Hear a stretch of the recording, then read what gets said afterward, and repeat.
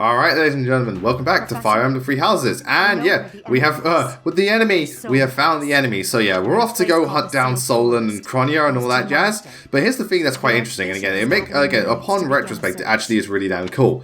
Because, like, again, Edelgard wants to just take charge and take them down. Yeah. Thirst for revenge will compel you. And obviously Rhea wants to kind of settle this quietly and, all that jazz. Whereas, we're like, come on, they took down my dad, we've got the opportunity, let's fuck them up now. Comes just when the knights are at their busiest. Yeah. It is all too likely that our foes reveal. Yeah, they're doing this purposely to lure you out, which Rhea has a good point. It's kind of too much of a coincidence, and so on. But at the same time, this is the best opportunity to take them down. And what I love is how Edelgard is so confrontatious about this. Like, Please, Professor, do not act carelessly. Yeah, she's just like, you know what, fuck you, Rhea, we're gonna do the same thing. And again, you see the power struggles start to form. Losing Jeralt would be unbearable. I really like that. Our professor is not acting out of revenge. Yeah, you're being more professional Sending about us out this. there is the most strategic move we can make. You can't deny. But yeah, this also is the best opportunity. This is the first time they revealed themselves in the whole month, and most of the knights are still far away. But there is no one. So there's the best, they're the best strike force for the job. If we wait too long, it's gonna be, they have time to build and be stronger. And it just makes the most sense. That's the thing. Even though it's risky, from a strategic standpoint, doing so is probably gonna have, it is the best move in terms of being an offensive strategy. Yeah. Professor, do you agree? And honestly, Rhea isn't exactly down with this, but I'm just like, fuck it, let's go. Understood. I will give you the order. And again, Edelgard's like, Edelgard, I'm in charge here. Bitch, I am in charge. So yeah, the chapter itself, we'll get into it soon. But again, this is like, again, a very subtle foreshadowing just how authoritative Edelgard is and so on. Whatever happens, most people don't question the Archbishop, but Edelgard's like, I don't fucking care, I'll question everybody. Yeah. Yeah, where the goddess does dwell. Well, yeah, actually, oh god, that makes so much sense, yeah. In the sealed forest. We must let our guard down. So obviously sealed forest, so we've got a forest map, but we'll get more into it soon enough, just, what do you call it? I have readiness. We will... Our enemies will be taking... we will take Oh our god, enemies sorry. down. It's not like we have any other missions this month. Yeah, it's just like, obviously it's a forest map, so we've got to deal with a lot of, like, shrubbery and so on. Yeah. Lindhart spending energy? And obviously they're all quite, blood pumped to do this, because again, no one's happy about killing Jeralt and so on. The enemy could be close. The enemy! It is time to repay the kindness of the professor who saved my life. Flame, you're just too adorable. I want to give you a hug. I'm the one who insisted we come here. But don't doubt for a moment that the enemy is waiting. Yeah, and obviously, we still have to be prepared for that. They don't reveal themselves for a reason. What other objective could they possibly have? And again, it's also interesting to see Hubert, like, suddenly look kind of panicked. It's like, what are you talking about? Can't afford to This wasn't part of the plan. I don't know what's going on. Strong, but you will prevail. Yeah, the enemy may be stronger. The enemy variety here is pretty decent. So yeah, we get into the chapter just now. Alright, so this chapter... Big map, very spacious, but also covered in a shit ton of strawberry. So use that to advantage, but at the same time it can be a bit annoying to navigate. It is, the map for me is a little too big for my liking. I think there's a little too much ground to cover. I'll give props, the enemy variety here is really, really, really good. So I appreciate that. But at the same time, again, the map is, it's not necessarily a slog, it just takes a while to get places, and so on. But again, the enemy variety is good, it is a decent challenge, and look, there's Kronia. Yeah, obviously very Perry looking.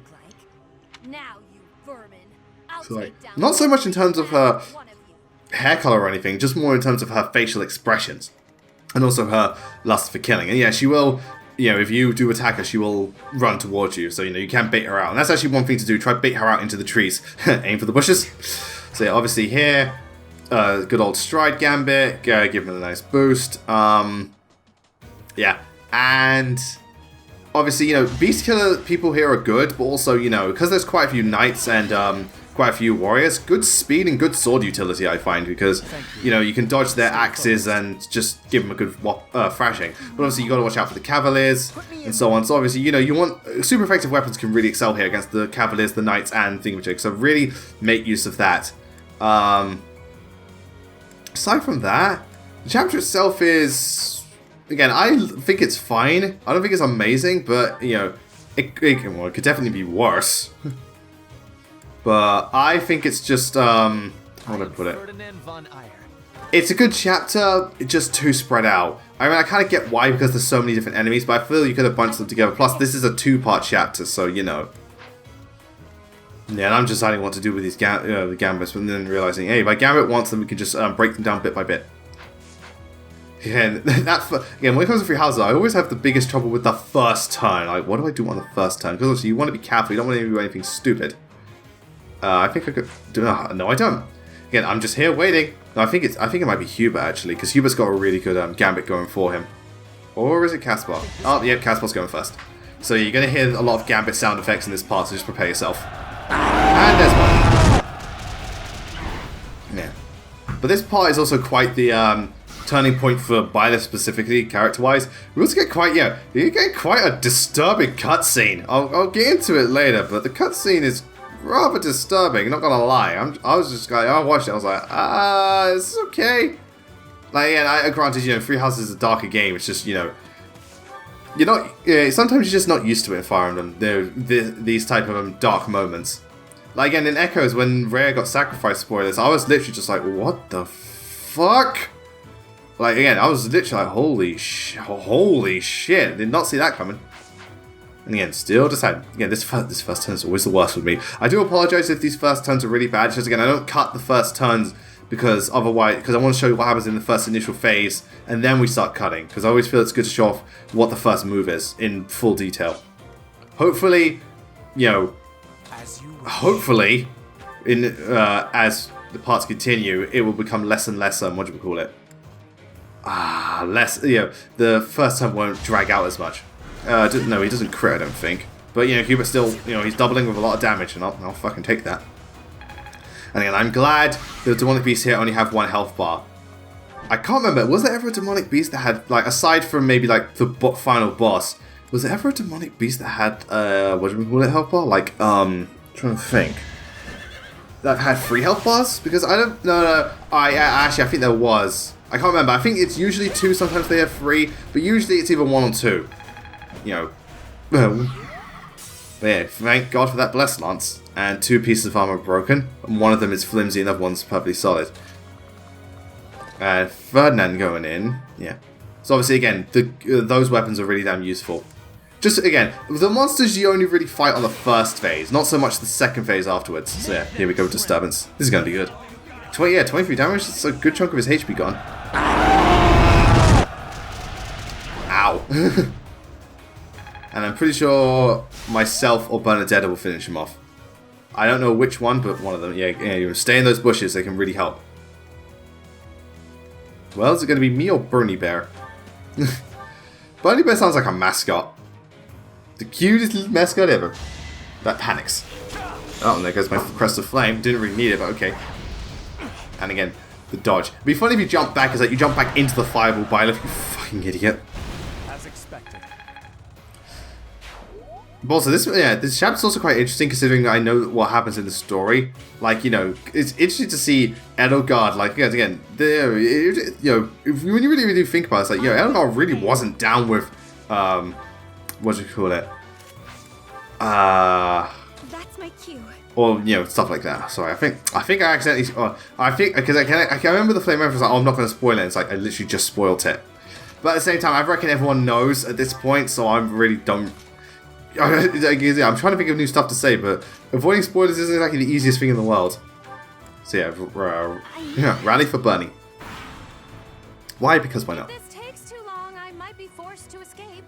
Oh, or do you simply intend to let me go? Does she actually escape Kronya? I can't remember. Because I get there. I intend to kill you all.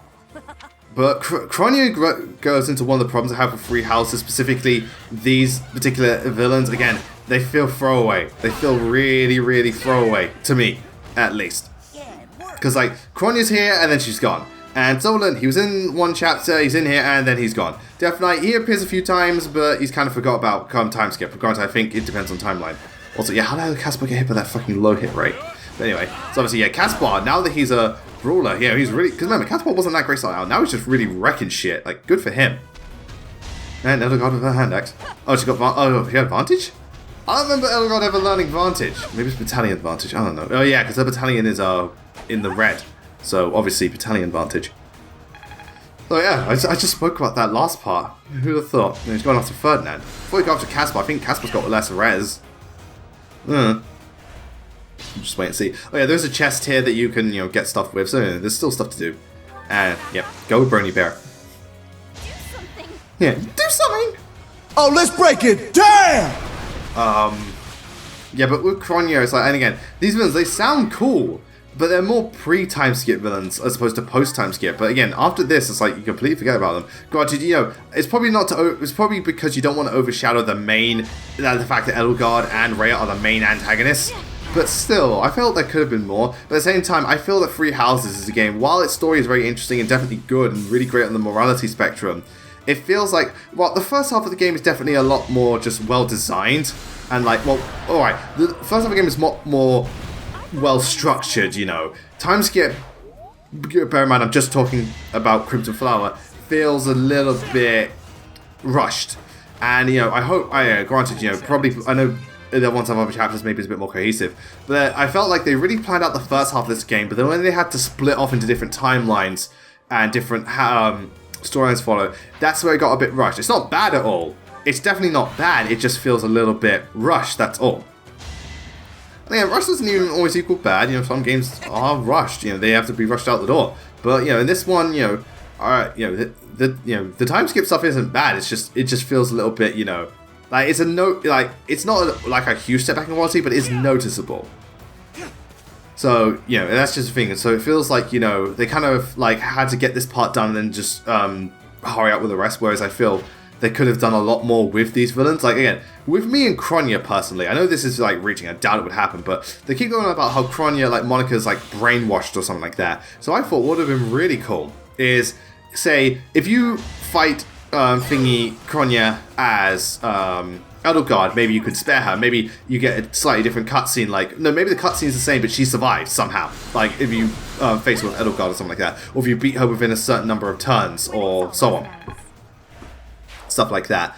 So what happens is she comes back, and, you know, she'll probably be, you know, it depends on how things go, like, I doubt in Crimson, like, in any other route you'd think, but maybe say, they take her back to the thing for healing, because, you know, let's say she gets beaten and, like, the possession type thing wears off when you defeat Soul and something like that. So, you know, she's starting to think. She'll probably be in prison still, but hard to say as to what will actually happen to her. But let's say because of the Crimson Flower she gets freed, and you have to work with her. Like, it could be interesting if she became a recruitable character, and you actually had to start forming a relationship from there, because if she was brainwashed, she didn't know what she was doing. So it could be interesting to hear, like, you know, it could be very interesting to hear how she felt, like hearing like you killed Jeralt. Maybe she's like, oh my god, I feel so awful about this. Granted, you know, if you know, and I'm not saying it takes away from Kronya. It's just an idea I have going on. If she's meant to be evil, she's meant to be evil. I'm not gonna bitch at her. It's like, oh, I wish you were deeper. It's like, no, it's fine. It's absolutely fine.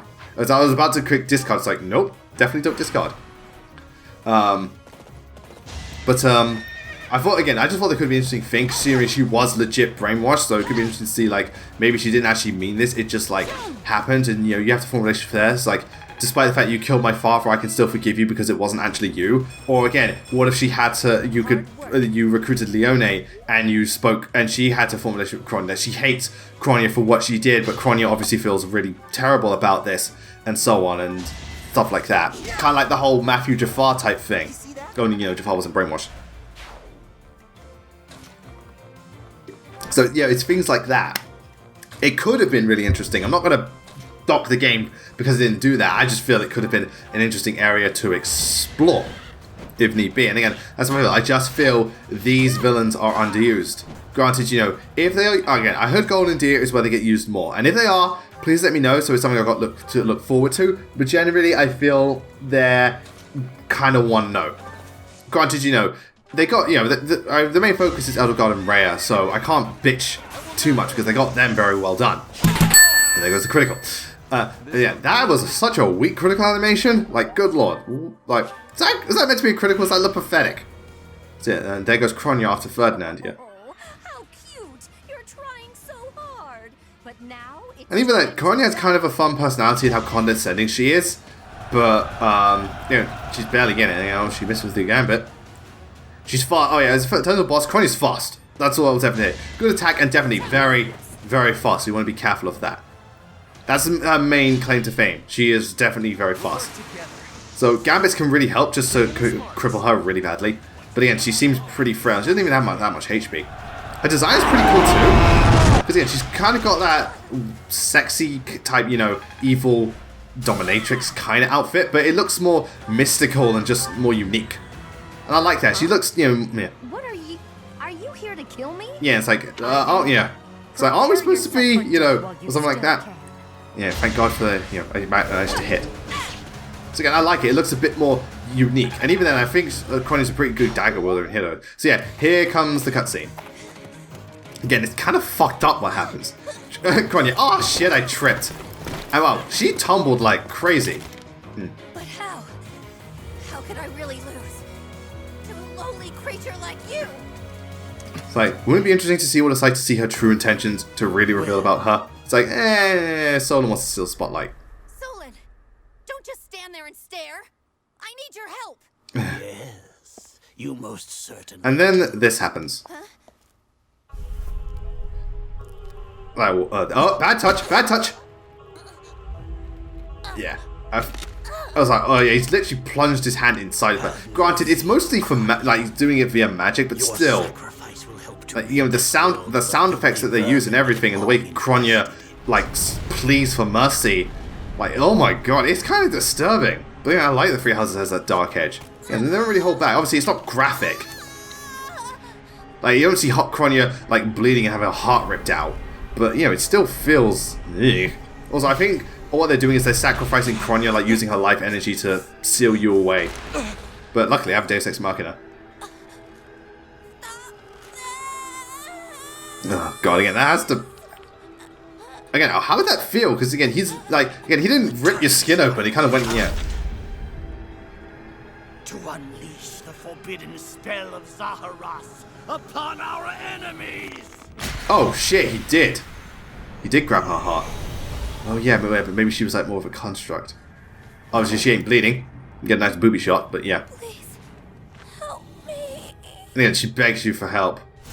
Maybe, yeah, maybe again, like I said, maybe Edelgard was there, and you think when she begs for help, that's when she came back to her sanity, and like, you are able to rescue her maybe, and stuff like that.